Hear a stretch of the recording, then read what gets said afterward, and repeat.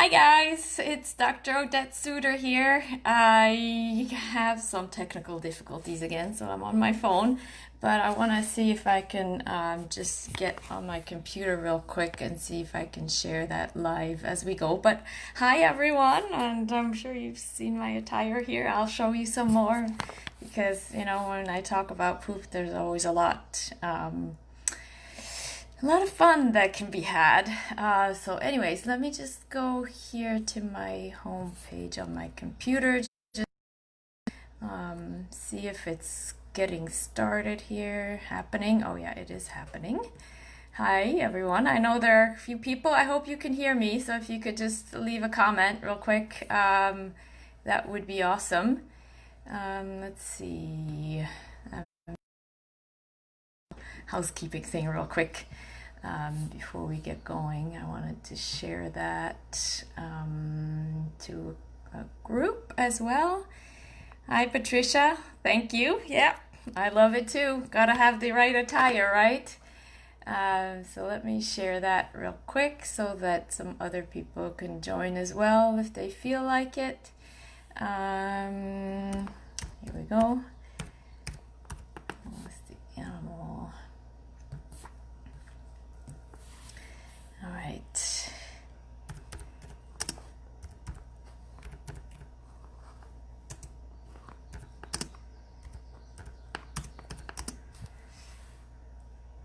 Hi Josie. Hi Cheryl. You guys hear me? That's very good. All right, I'm getting there. Hold on. Poop will also let some other people's kind of come in and you know, get a good view of my hat. All right, the power of poop happening now.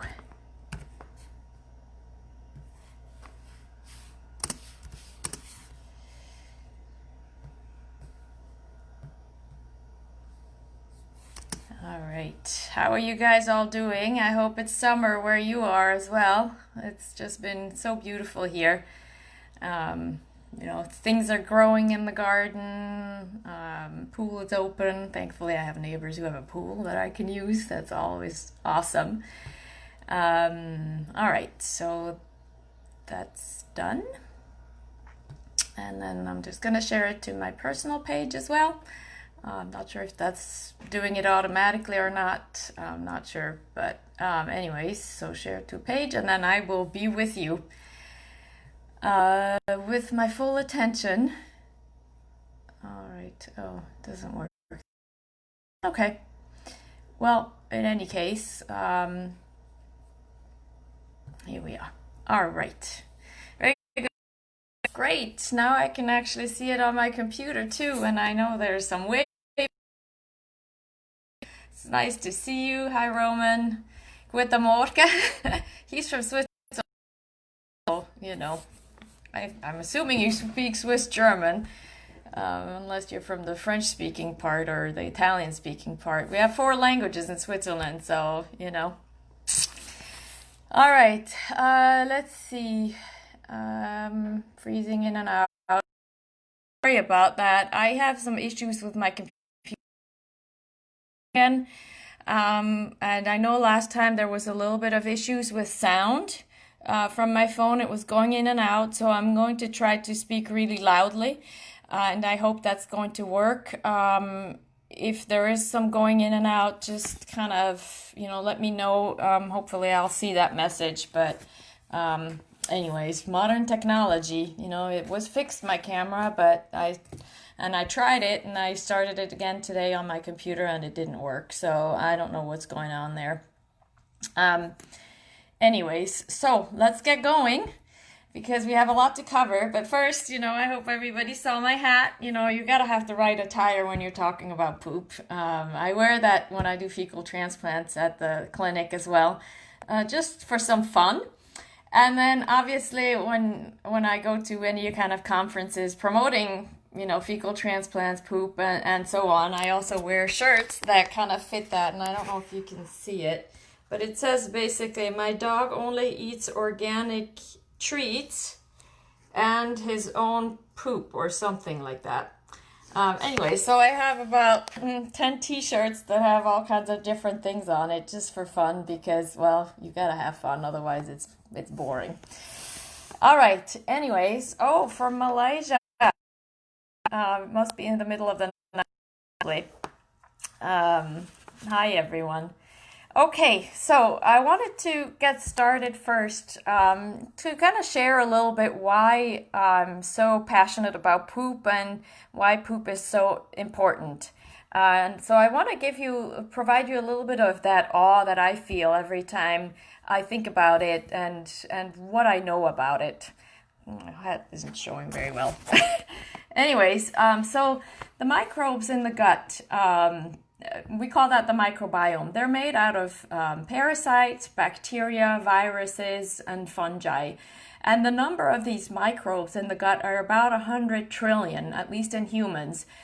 Since the GI tract is a little shorter in dogs and cats, for example, there's probably a little bit less, but you get the gist. There's a ton of them.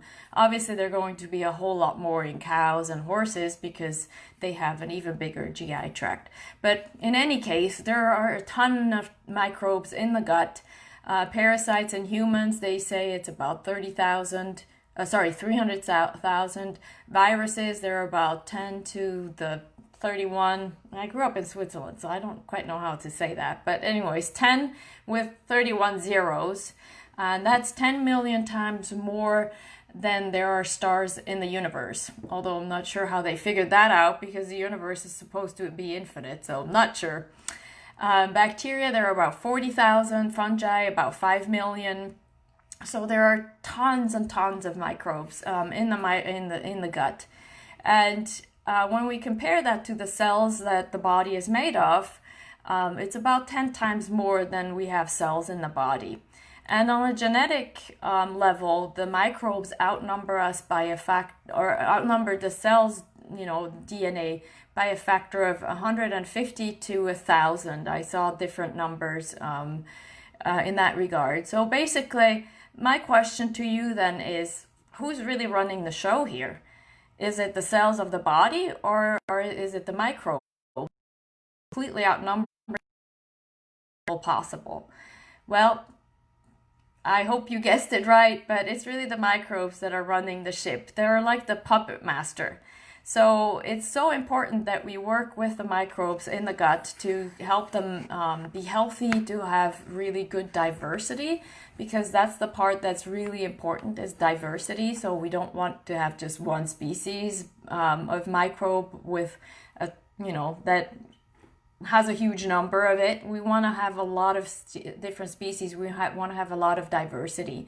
And unfortunately, nowadays in our culture of using disinfectants and cleaning everything and not touching the ground and spraying things that kill microbes in the ground, we end up being deficient in microbes. So there's about a 90% deficiency in the microbiome.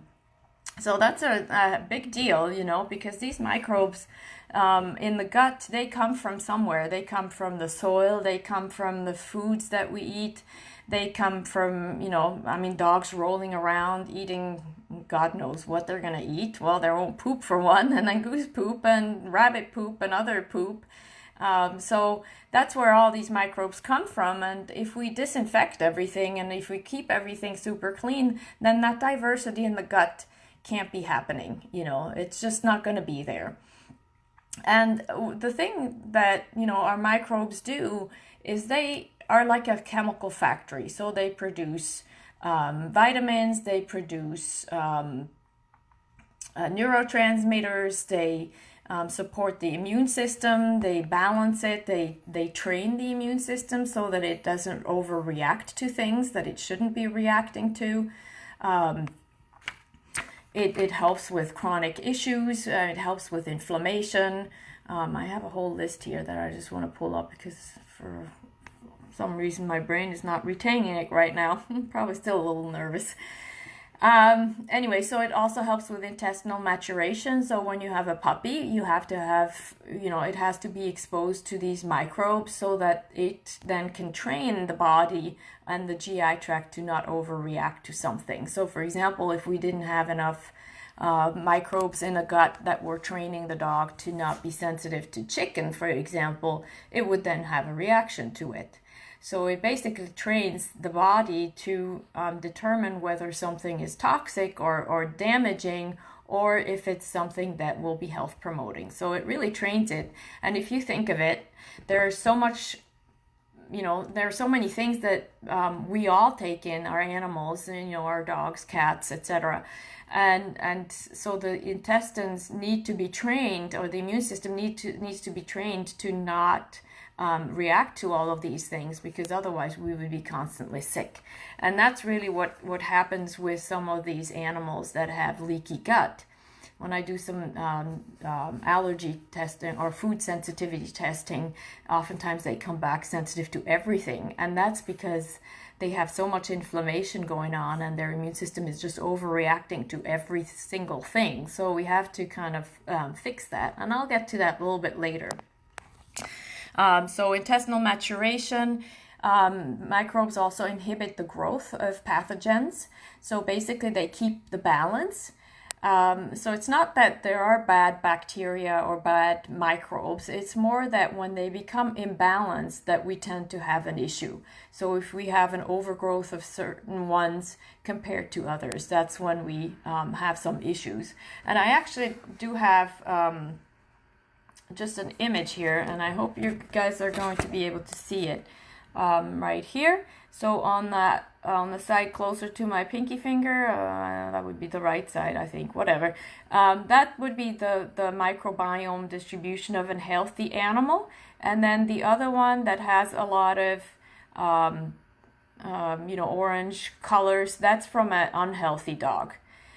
So you can see it's not so much, the microbes themselves. It's more that there's overgrowth of certain microbes that aren't supposed to be there in that number, that then cause issues because they can cause inflammation, etc., and just decrease of certain production of neurotransmitters and so on.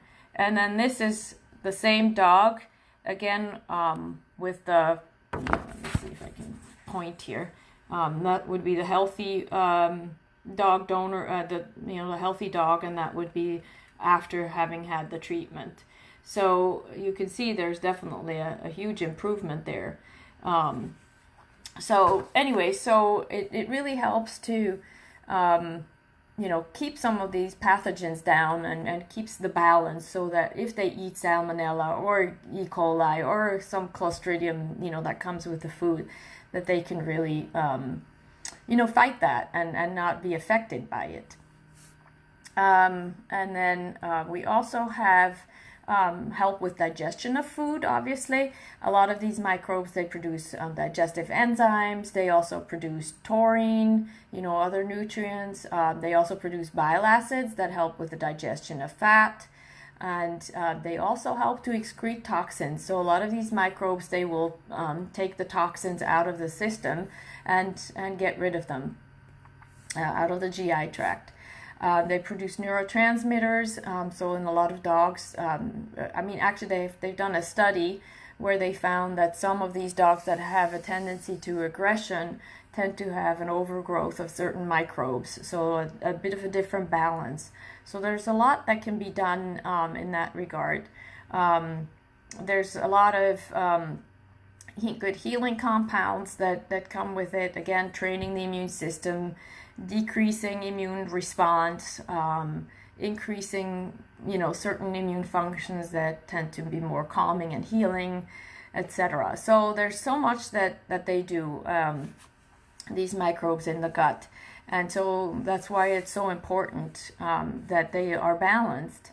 And some of the symptoms that I see when there are imbalances in the microbes are issues such as IBD or other chronic issues like intermittent vomiting, for example, diarrhea, loss of appetite, picky eater, for example, or not wanting to eat what they used to be eating and thriving on, nausea. Frequent lip licking can be a part of that as well. I actually just did a microbiome test on a dog that kept licking constantly and also had a lot of allergies and other things. And what came back on the test result was that she didn't have anything that resembled a healthy microbiome. I mean, all of her microbes were, E. coli or Clostridium, and pretty much had nothing of, what a normal microbiome would have.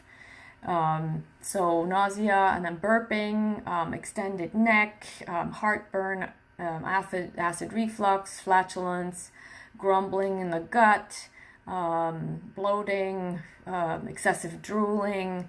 All of these things can all be a sign that there is a microbial imbalance. So, when I keep repeating that on my Facebook pages or the holistic, animal advice page that I'm on, if I keep talking about the gut and you think I'm just repeating myself and that's the only thing I know about, it's just because it's just so amazing, what the gut can do, and I mean the gut microbiome, and how much it can affect overall health. So I hope that you found a little bit of awe in that,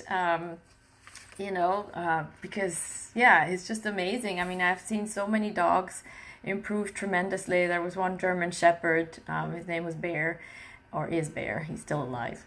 And he had diarrhea for 2 years. He had been diagnosed with IBD, and they had done, food sensitivity testing. They had changed his diet to a raw food, etc. But he was still having diarrhea, and it wasn't until we did a fecal transplant that his diarrhea finally went away. So within a couple of days, his poop was pretty much normal.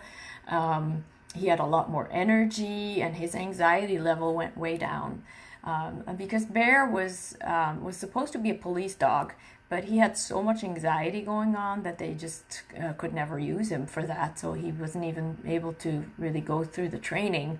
And so after he had a fecal transplant, that really pretty much changed his life. He started playing with his brother, and just really, really amazing things that can happen. And the connection, I guess you might also ask, what the connection is from the microbiome with the brain, because, I mentioned aggression, I mentioned anxiety. Well, the microbiome creates a lot of neurotransmitters. So most of the serotonin in the body is actually coming from the microbiome and is in the gut. The brain actually makes very little of it. And the microbiome also makes other types of neurotransmitters, such as GABA and other things, other ones that help balance out the brain, because these neurotransmitters get absorbed into the system and then they kind of float around and get to the brain as well. But the microbiome through the nervous system of the GI tract also affects the vagus nerve. I don't know if you guys have ever heard of the vagus nerve. It's a very long nerve that actually starts in the brain. It's one of the cranial nerves because it starts in the cranium, in the head, and it runs along the front of the neck, kind of under the flexors here, goes through along with the esophagus, through the diaphragm, and then innervates the GI tract. And along the way, it also innervates all the organs in the chest cavity. But then it goes down to the gut, and in there, the vagus nerve obviously creates motility and helps to stimulate the gut to do what it's supposed to do as far as movement and so on goes. But the vagus nerve also sends information back up to the brain. So all the information in the GI tract that's happening there is going back up to the brain via the vagus nerve. So if we have irritation of the vagus nerve, that will also cause irritation within the brain. And an irritated brain is an inflamed brain. And an inflamed brain doesn't function well. So, if you have a dog that constantly has anxiety for no really particular good reason, because there obviously are dogs that have had bad experiences in their lives and will have anxiety because of that, because they were traumatized. But if there's no real apparent reason for aggression or moping around or anxiety, then we should be looking to the gut and see if we can help them on that in that regard, because that can make a big difference for them. So with that, with that gut, because with that microbiome, because it affects everything, it basically keeps the animals as healthy as possible. And we really need it for everything. So I just wanted to mention a few studies that were done that show how effective the microbiome is and how important it is. So for example, in children, they have found that if they don't have a microbiome that is normal and healthy from the very beginning, their brain cannot develop properly. And past a certain age, if the microbiome hasn't recovered enough, past that certain age, the brain will never be able to develop properly if they didn't have the microbiome in the beginning. And so, that kind of leads me to talking just a little bit of where does the microbiome really come from. So the initial microbiome it comes from mom. So when they're born, the puppies, they get inoculated with the microbiome from their mother. But if they go through C-section, they get inoculated with the microbiome that is in the air and on the surgeon's, hopefully not too much on the surgeon's hand, because we want it to be somewhat sterile, obviously, when we go cut around in a dog. But that's where the microbiome would come from the environment, so not from mom herself. So it's very important that from the very beginning they get the microbiome that's already healthy. So even before the puppy is born, it's really important to have a healthy microbiome in the mother. And that microbiome can be supported, obviously, in many different ways, but one of them is definitely to be outside, because a lot of the microbes that are in the gut also are in the soil. So it's very important that animals get to be outside, play in the dirt, preferably, obviously, in an area that hasn't been sprayed heavily with chemicals, because that kills the microbes in the soil, and then they don't have as many microbes that they can take in. So spending time outside, going into the woods, having them roll around, different environments are really important for a microbiome to create a lot of diversity. Having diverse foods as well is important. So, I personally am not a huge fan of having them eat the same thing over and over again. So you want to have variety, you want to switch brands, you want to switch proteins, you want to add vegetables and all sorts of things that just bring more variety. Having them play with different dogs can also help, because that brings more variety. And then obviously fecal transplants, but I'll get to that in a little bit. But one thing that can certainly be done in puppies when they're born, and let's just say they were born through C-section, is to inoculate them with a little bit of feces from their mother. So we'll just put a little bit in the mouth, and that will kind of go down with the milk, and we'll inoculate them. Dr. Roman does that. She's like the fecal transplant person go-to person. She's one of the pioneers in the dog world anyways.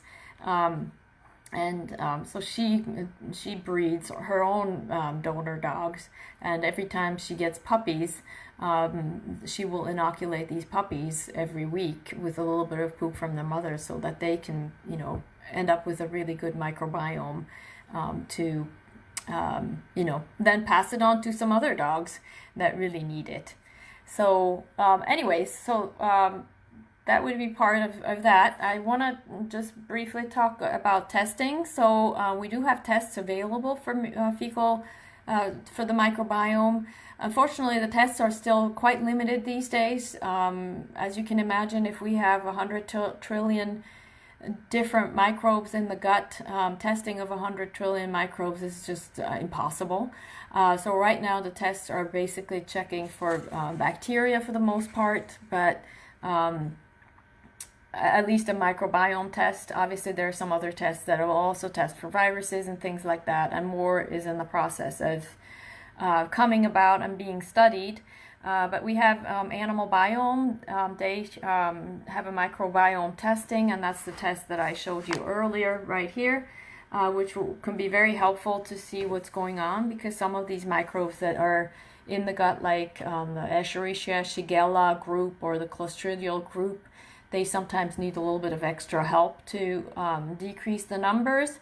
But anyway, so we have that testing. It's very simple. It just takes a little bit of poop that needs to be put in a little vial and then sent off. And then we get the results within like a couple of weeks or so. So that's very easy to do. And it's the only test that I know of. There are some other tests that just check for gut dysbiosis. So you basically get an index of how big, how dysbiotic, which means how much of an imbalance in the microbiome there is. But since they don't really give you information on which microbes are overgrown or, not present or not sufficiently present, I don't really find that test to be all that helpful, because it just tells you there's dysbiosis, but for the most part we already know that. I mean, it doesn't take a test to really figure that out. Animal biome testing. And then for treatment, obviously, we always talk about dogs eating poop. That's really a good thing, unless the poop that the dog is eating is not healthy itself. So it's always better to have to do fecal transplant with actual poop that has been tested, because all of the donors that we use, Animal Biome has donors, Dr. Roman has donors. I used to have a donor, haven't found one yet, again, because they're very hard to come by. About, I can't remember, it was like some 75 to 80% of dogs that are tested as a donor actually cannot be used as a donor dog, because their microbiome is not good enough. So donor dogs have to have a really, really amazing microbiome to even qualify. And Animal Biome, they test their donor dogs. I mean, every poop they gets tested to see, what the microbiome is like. So that gives you a lot of security that, most likely there's not going to be any pathogens that come with it. But that can never be ruled out, because again, we have 100 trillion microbes in the gut, and not every microbe can be tested for. And then, so with fecal transplants, we can have either freeze-dried capsules, that's what Animal Biome has, or then we can also have fresh poop from dogs that are, donor dogs that, the poop is just being shipped. Dr. Roman does that. She ships the, feces all across the country to different veterinarians to do rectal fecal transplants. She also has capsules with just the, fecal matter in it, not freeze-dried. So there are different varieties, and it will always depend a little bit on the animal, on what they do best with. For example, I have one dog right now that I'm working with who has some neurologic issues that prevent, optimal function of the mouth. So I would be much more worried about trying to shove a capsule down their throat when that's the issue. Some dogs are, a bit more difficult to handle, so they do better with capsules, which is really easy to give. Just one thing with the capsules, it's always best not to open them up and give them whole, because they are coated so that they don't get dissolved in the stomach, because we want the bacteria and the microbes or the fecal transplant to go into the small intestine. And then we also have the rectal version of it, which is very easy, doesn't require any type of sedation for the most part. Cats can be a little bit difficult, if you can't put a thermometer up there into their butt, they probably are not going to be all that happy about sticking a tube up there. But we do enemas on cats all the time as well, and they do just fine. So if anybody wants to sedate your animal to do a rectal fecal transplant, that's really not necessary because it works just fine. The advantage or the differences between the two, the oral and the rectal form, is that with the oral capsules, it goes into the small intestine. With the rectal fecal transplant, it goes into the colon. So we don't quite know. I mean, basically, usually the microbial imbalances are more in the small intestine, although it can also be in the large intestine and the colon. So getting the capsules directly into the small intestine can have some beneficial, can be more beneficial on some level. But then again, before we had capsules, I was doing fecal transplants for a few years rectally, and it always worked as well. So I can't really say which works better, because we also can never go back and say, well, let's try that route and see if that works better. So it works either way, and it's really just a preference and, also availability, I guess, because Animal Biome sells their capsules to the public directly. If you want to do a rectal transplant, you have to have your vet do that. So it very much depends on your situation. Yeah, I think that's sort of about it that I wanted to talk about as far as that goes. So let me just check my cheat sheet real quick. Oh yeah, I wanted to talk briefly about probiotics because over the years I've changed my view on probiotics a little bit. Because the thing is that the microbiome in a healthy animal would be balanced, and so it maintains itself. So unless there is some sort of an insult that creates an imbalance in that microbiome, there's really not a whole lot of need to give a specific probiotic. Because the problem with probiotics is that there are only about, if you're lucky, 20 different species in the microbiome, in a probiotic, usually a lot less than that. So if you keep feeding the same probiotic over and over again, what is going to happen to the microbiome? Well, it could cause an imbalance in the microbiome itself just from the probiotics. And they've actually done a study in humans where they compared people who had been on antibiotics, and some of those would get, one group of these people were getting probiotics and the other ones were not. And they found that the people who had not gotten any probiotics, their microbiome recovered much faster than the ones who had received probiotics. Because as the antibiotics were killing some of the microbiome in the gut of these humans, some of these the strains from the probiotics that they were taking were able to take a hold and start to kind of take over. And so it was much harder for the microbiome then to go back to what it was because of these probiotics that had kind of taken hold. So I'm not a huge fan anymore of probiotics. Certainly if you alternate them and don't stay with the same one over and over, for years, which is what, many people tend to do. Certainly it doesn't hurt once in a while, but I'm much more, I think that just getting good microbe exposure, from the environment, from the food, etc., should be enough if the microbiome is healthy to begin with, to maintain it. But it certainly doesn't hurt to do a little bit of a fecal transplant here and there. I did do fecal transplants on the donor dog I used to have, just so that he would have a little more diversity and pass it along. So, I think maybe doing a fecal transplant, once a year or something like that probably wouldn't hurt. If you can do that, just to kind of, give them a little bit of sprucing up, especially because we live in an environment that has a lot of toxins and is not really promoting the health of the microbes these days. So that can be helpful. So that's kind of my thought on probiotics. So I don't usually recommend them as much anymore in my practice. I still have some, but I barely ever sell them. Somebody had asked me about enzymes. That is a different story. Enzymes is definitely something I highly do recommend still, because a lot of the foods that we provide our animals, they are lacking enzymes. So providing a little bit of extra enzymes can be really helpful to help digest the food. And that also then helps the microbes themselves, because they then have a little less to do. So just kind of keeping it up that way with the enzymes can be very helpful. Prebiotics, that's a different story. Prebiotics are what basically feeds feed the microbes. So those can be very helpful.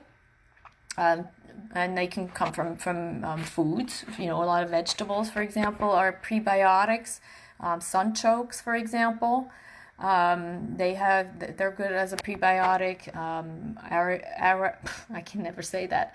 Arabinogalactanes are sorry. Those are prebiotics, and then certain fibers, other kinds of fibers like inulin can also help with that. So we want to also feed the microbes in the gut, and that's important. So when you ask Lauren how to sustain it, is by feeding the microbiome, by giving it what it needs in order to be able to to grow and continue with reproducing. So what I'm going to do is I'm going to scroll up now because I know there were some questions that I probably all missed. So let me go there. And if I did miss one of your questions, just post it again, but I'm going to scroll through here. What testing do you recommend to see the results of your dog's gut biome? That was Donna. As I mentioned, I use animal biome testing. I've done more and more of that, and I'm starting to get the hang of interpreting it, because that's not quite as simple either, because we know very little about the microbiome still. There's still a whole lot more to learn about it. So as we go, we learn. And then, so yeah, that one is over the counter. And then, yeah, that's what I recommend. Sneaking some viewing at work. Love the hat. Yeah, thanks, Stephanie. I do too. I think it looks cute. All right. Question. Do you feel the condition where a dog licks air and gulps is more related to a microbiome problem or a vaccinosis problem? Donna. Very good question. Well, the microbiome gets affected by a lot of different things, including vaccines. Because if vaccines create an overreaction of the immune system, that can also affect the gut and the microbiome as a result. Because if we have if an animal has a really inflamed gut, from leaky gut or from whatever insult there may have been, it basically creates an environment that's not very nice for microbes. Dr. Roman actually had a good example for that. If you have an apartment that's all built out of concrete. Everything is concrete. The furniture is concrete. The soil is the ground. The floor is concrete. Everything is concrete. I mean, how inviting is that, right? Nobody would want to live there. But if you have an apartment that is lush and nurturing and has good food there and is just inviting and relaxing, then that's a much better environment for the microbes to want to go there. So before we do any sort of fecal transplant, for example, as well, is we want to create an inviting GI tract. So if there are food sensitivities, I would definitely want to get the dog off the foods that are offending, because otherwise it's like trying to extinguish the fire with doing a fecal transplant while we're still putting oil in the fire with foods that are offending. And oftentimes they can eat that food again later once their microbiome is rebalanced and their gut is healed. But we do have to create an environment that's healthy, and that's the preparation part of it. We give them the diet that we want them to have. We give them some GI support. I use Ion Gut. It used to be called LumaPet, because that's a soil molecule or compound that helps communication between microbes, because all these microbes need to communicate with each other, otherwise it doesn't work. If you have to have one puppet master as a whole in order for everything to work. If all these microbes do whatever they feel like because they can't hear each other, then that's a problem. And one of the things that actually causes communication issues within the microbiome and the cells in general is electromagnetic pollution. So me holding my cell phone here on Wi-Fi, on internet mode, is probably not very healthy for my microbiome. They're probably going to not communicate as well with each other for a little while. But anyway, so there are different things, including vaccines, drugs, even herbs. If you give them herbs that are antibacterial, for example, or antiviral or antifungal, that will also change the microbiome in the gut. So I'm also not a huge fan of endless use of colloidal silver, for example, because it's an antibacterial, antiviral, so it can also disturb the microbiome that way. So there are so many ways the microbiome can be disturbed. I mean, just one meal can cause a bit of an issue within the microbiome. For example, gluten, that will cause leaky gut for every single person right away. But most people are able to recover from that very quickly, so they don't end up with issues. But that affects the GI tract, the microbes in the gut. So just because you fix the microbiome once doesn't mean that it's going to stay all the way healthy for the rest of the animal's life. So it can be helpful, as I mentioned, to just redo it once in a while, just to give them a little bit of a boost. So I hope that answers that question.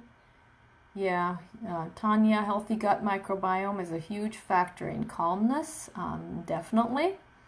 And Tracy, all 4 of my German Shepherds have had animal biome tests, and even though they were at a good level, I still did the animal biome capsules, and they still improved in digestion and coat. They are all raw fed and need, okay, now it's cutting it off, so I can't see the rest of it, but I'm sure you guys read it. But that's good. I'm glad, because it's all proactive medicine. It's like, the more proactive you can be and the more you can, address the gut, the healthier your animal is going to be overall. And hi, several people have been waving. Hi, everyone. From Seattle, from Georgia. What can an owner do if the dam had a C-section and the puppies haven't been given the dam's poop to eat? So for the puppies, you can always do fecal transplants. That's very easy. I do that with my puppy patients, sometimes just because I think that they can benefit from it. So I just send people home with a little bit of poop that they can give orally. And then, why does the mother eat newborn puppy's poop? Good microbes. It's I'm not sure about that, Josie. I know you mentioned something about cleaning up on another email that you had sent me, but I'm not sure why the mother will eat newborn puppy's poop. I'm wondering if it may be just to kind of keep the den clean as well, because they live in a den, and so if there's poop everywhere, that would be a little bit messy. So I'm not quite sure about that. Tanya, are there other things we can do to help the gut microbiome to stay healthy? I think I mostly answered that. With prebiotics, not probiotics, but prebiotics. Fermented foods can help, but again, variety is very important. We don't want to feed the same thing over and over again. Sustaining it, I mentioned that.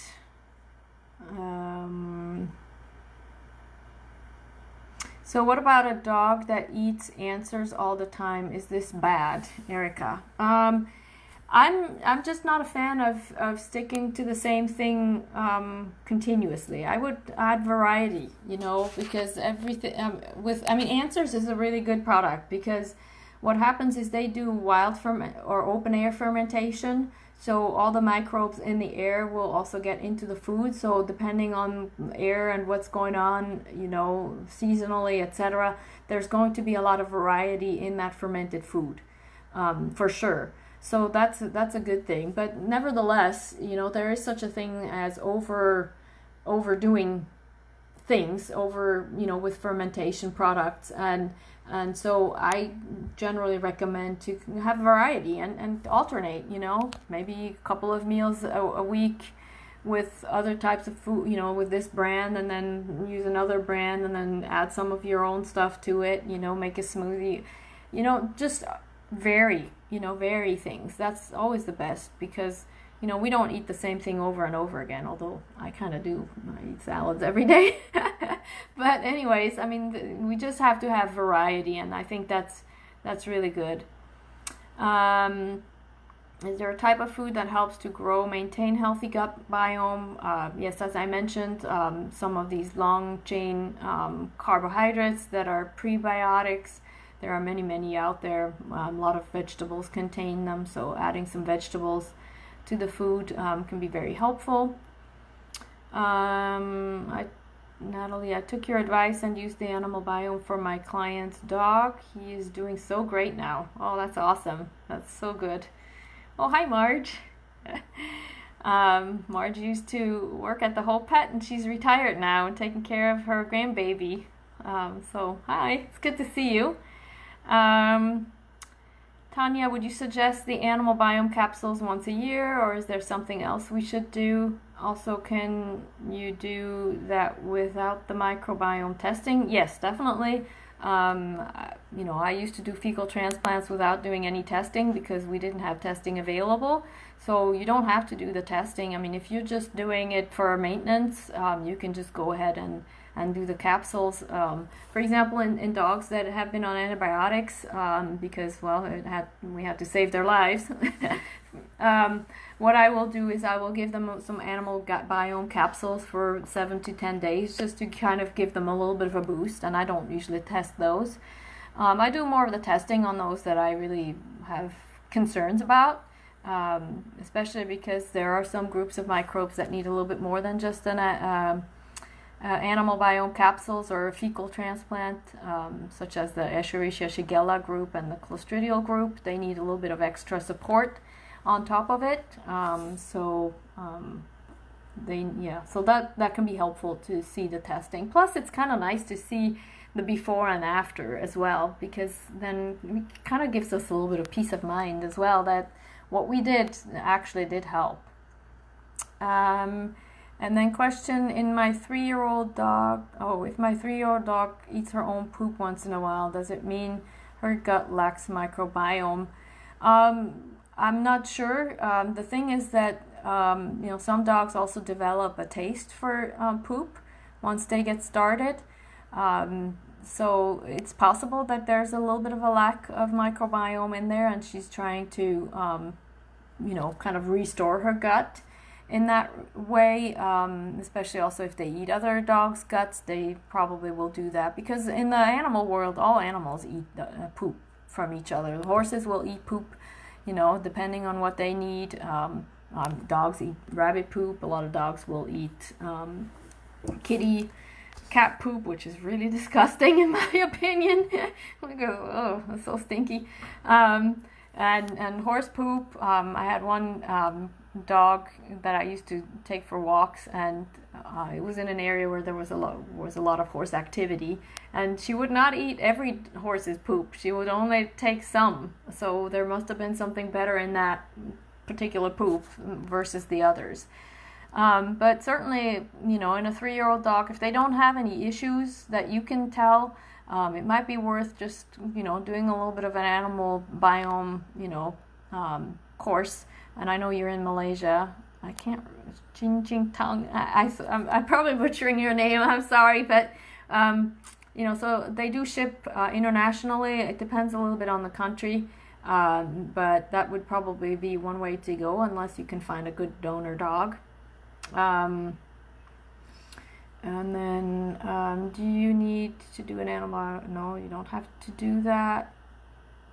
Oh, ion gut, that's something I just add. I don't do any sort of testing before that, just because it can be helpful. Why does my puppy go after the cat's poop? Is it harmful? Well, it probably will also depend a little bit on the diet that you're feeding, Lois. I don't know what you're feeding, but for example, if we were to feed a diet that may be lacking in certain nutrients, they may be trying to also get it from the poop from another animal. And cat food is usually higher in protein. So maybe there's a bit of a protein deficiency possibly in the poop that your dog is eating. Because kibble diets, they're much higher in carbohydrates and lower in protein. I had another thought.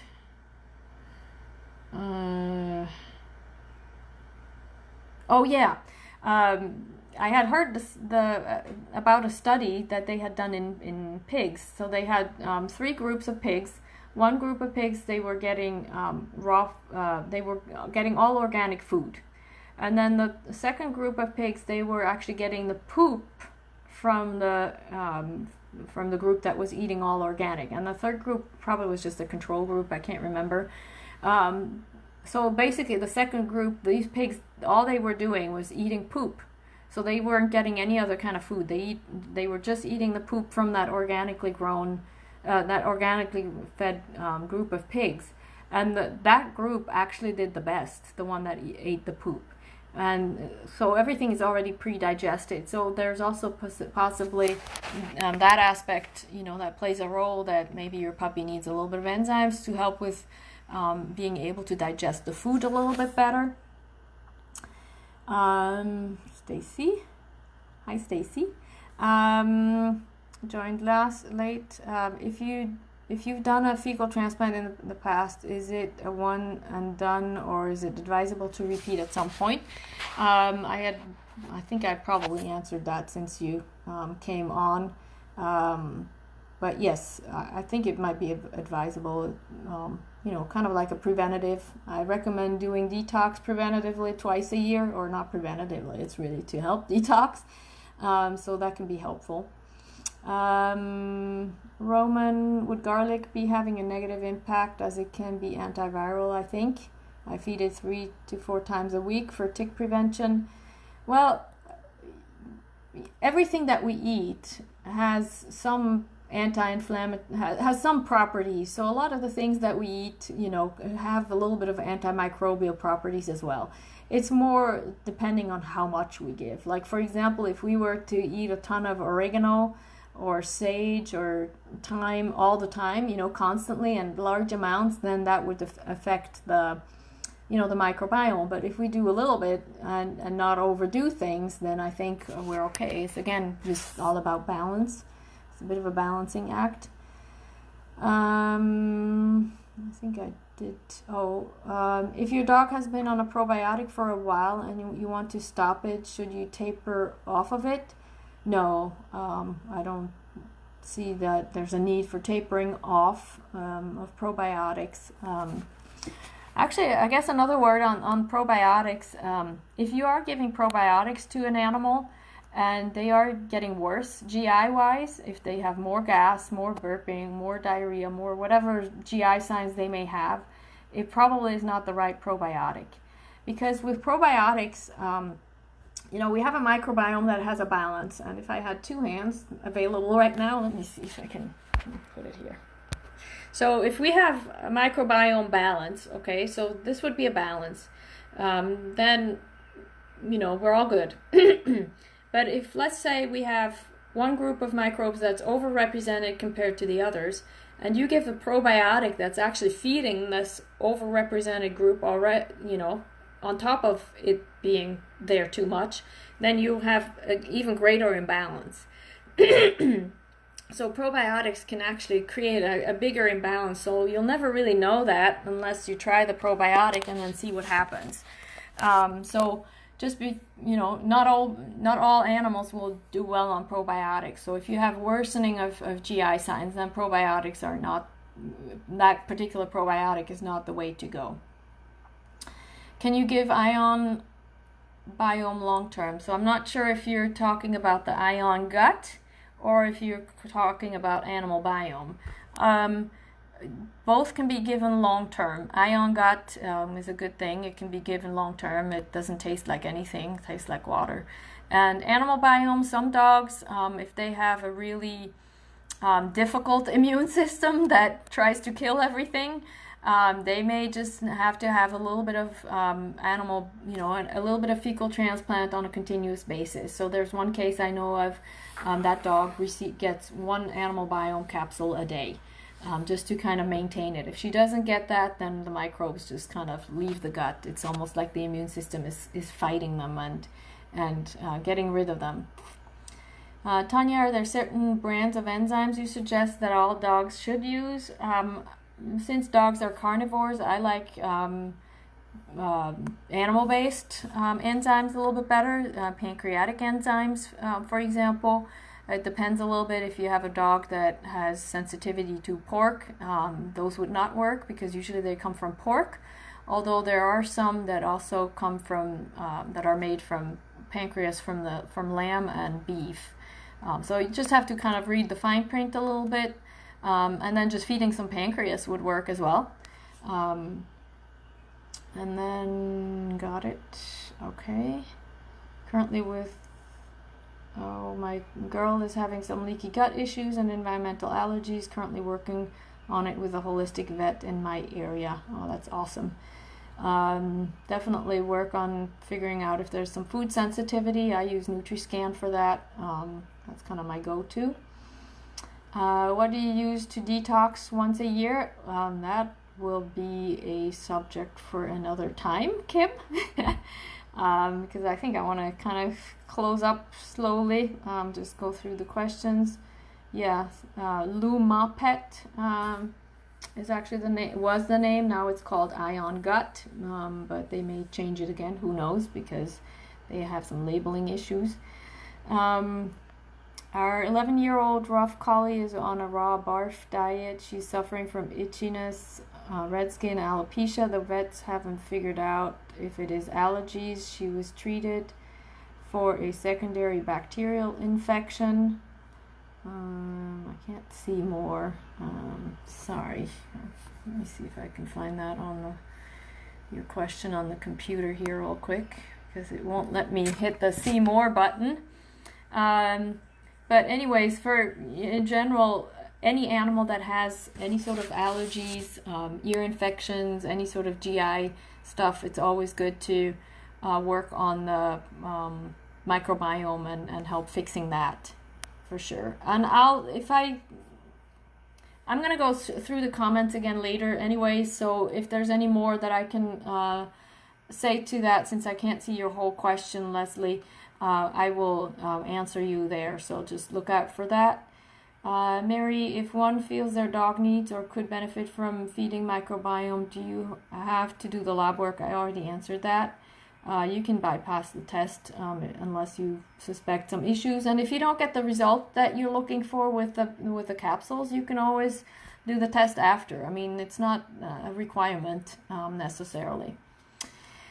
All right, so I think I went through all the questions. You guys had some really awesome questions, and I really so enjoyed it, and as usual, poop is one of the subjects I love to talk about, and just because it's so rich in information, there's so much more that we can find out, and it's just the most potent medicine. I mean, if in doubt, do a fecal transplant and see what happens. I think that's just that's going to be the medicine of the future. Currently, I just saw a post somewhere saying that there are about 18,000 peer-reviewed publications on the subject, and more are coming in the animal world as well. So, when in doubt, do a fecal transplant. That's always the way to go. Oh yeah, does Animal Biome help you understand, test, and work on fixing the microbiome? Yes, they will. They are very good about that. All right, well, thank you so much, and I would really appreciate it if you could share this information, and hopefully share the video if you feel inclined, because it's such good information for people to have. There are so many animals out there suffering from GI issues, allergies, and so on, and they can really, really benefit from that information. So let's just put it out there, because you're the ones who really make the difference, because you share and you talk to other people, and that's how things get out there. Because if we wait for scientists and veterinarians in general to change the world, that's not going to happen. It's you guys who change the world. I just provide the information, but I would so appreciate it if you could share it. And if you want more information about the microbiome and the gut in general, because there's so much more on that, I have a video series that goes through nutrition, GI, detox, nervous system, all the basic things that are the foundation for health. And you can find that on my website, peakanimalhealthcenter.com, peak as in mountain peak, P-E-A-K. And I also have my book. Always makes a good gives you a good overview of what it really takes to keep an animal healthy. And the book is, God, no, I'm blanking on the on the title. Anyways, I have a book. It's also on my website, Peak Animal Health Center. And yeah, if you have any more questions, just post them. I'm here. I will answer them. I love educating people, and I love having such an amazing audience here. Thank you so much, and also thank you so much for everybody who shared my video and watched the Facebook Live a couple of weeks ago about all the creepy crawlies. It was very heartwarming to see how many people were interested in the subject and really wanted to learn. So again, thank you so much, everybody. I love you. I love your animals, and I'm here to help you guys. So reach out. I'm here. And have a wonderful, wonderful Sunday. Bye.